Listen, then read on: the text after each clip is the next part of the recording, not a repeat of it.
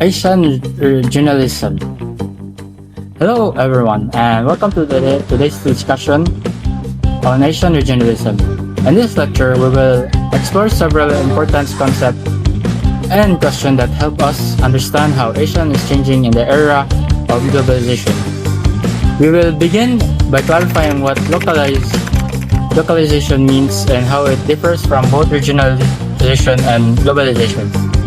We will then define Asian regionalism and why it is in the first place.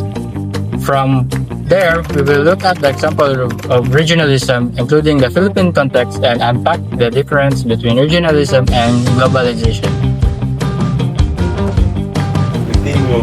We will also examine the key factors leading to greater integration in Asia, while analyzing how different Asian states respond to the challenges of globalization and regionalization. Finally, we will weigh the advantage and disadvantage of regionalisms, explore the idea of new regionalisms, and close with a reflection how regionalisms impacts globalizations.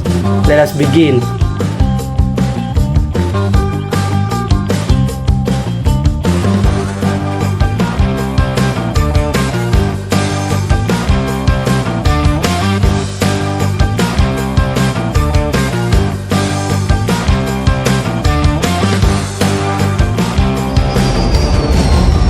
Localization.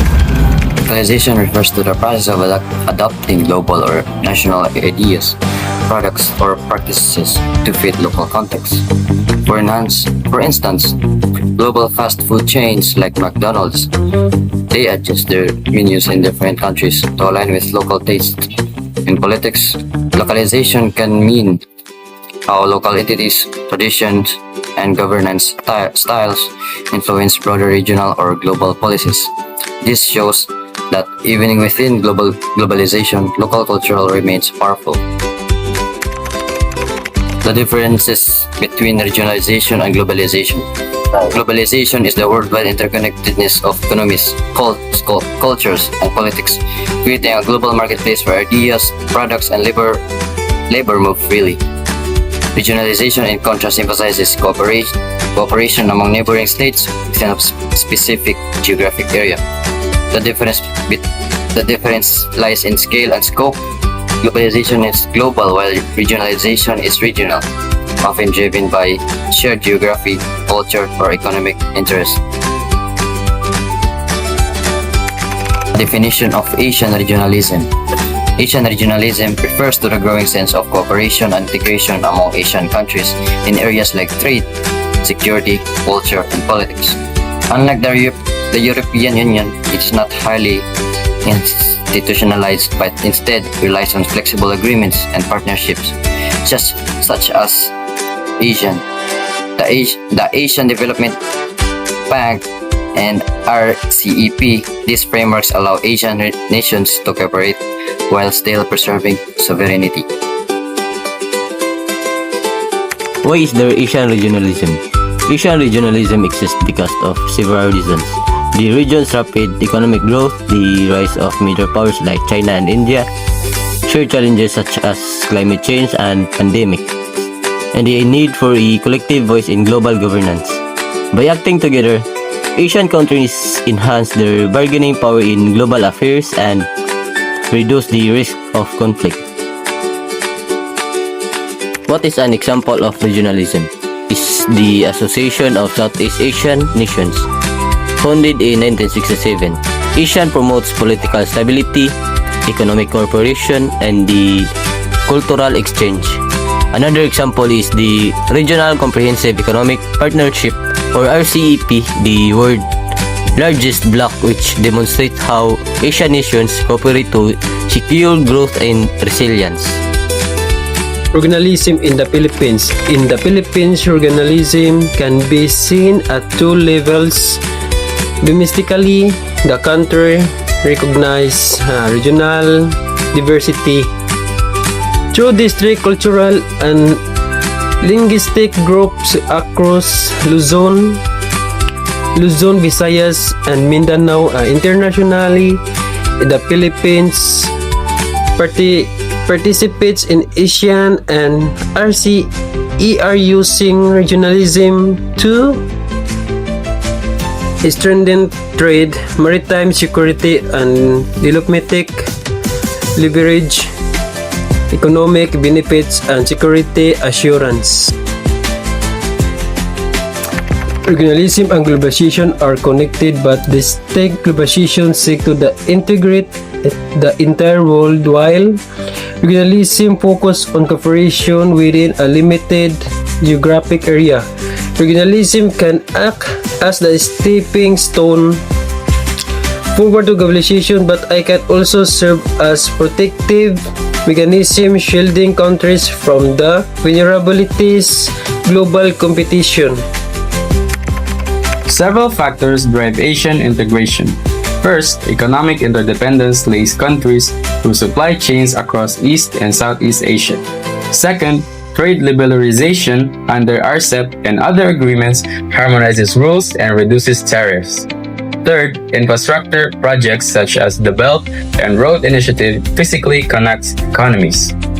Fourth, shared security concerns, including maritime disputes and nuclear threats, necessitate collaboration. Finally, cultural exchanges foster shared identity. Responses to these drivers vary. Large powers like China and Japan use regionalization to extend influence. Conflict-prone states like the Philippines and Vietnam balance regional cooperation with external alliances. In conclusion, integration is not optional but a necessity shaped by economic and political realities.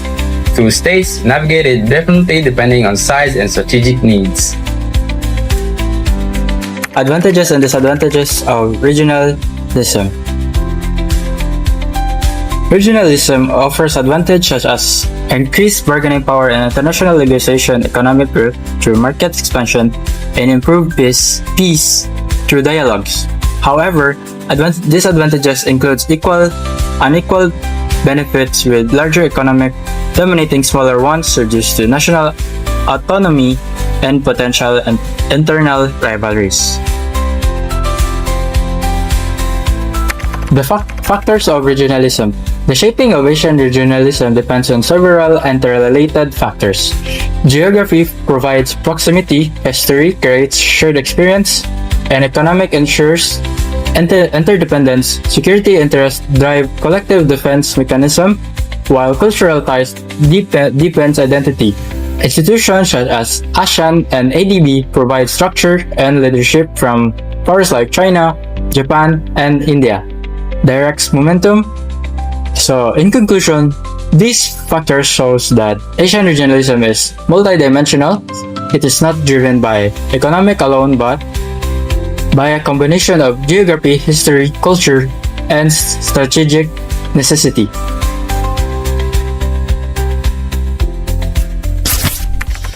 Let's tackle the new regionalism. The concept of new regionalism describes a post-Cold War trend where regionalism is multidimensional and involves not only states but also non-state actors, businesses, and civil society. In Asia, this is evident in multilateral trade agreements, cross-border environmental cooperation, and digital partnership, showing a more flexible and network-based regionalism. The impact of regionalization on globalization. Regionalization and globalization have a complex relationship.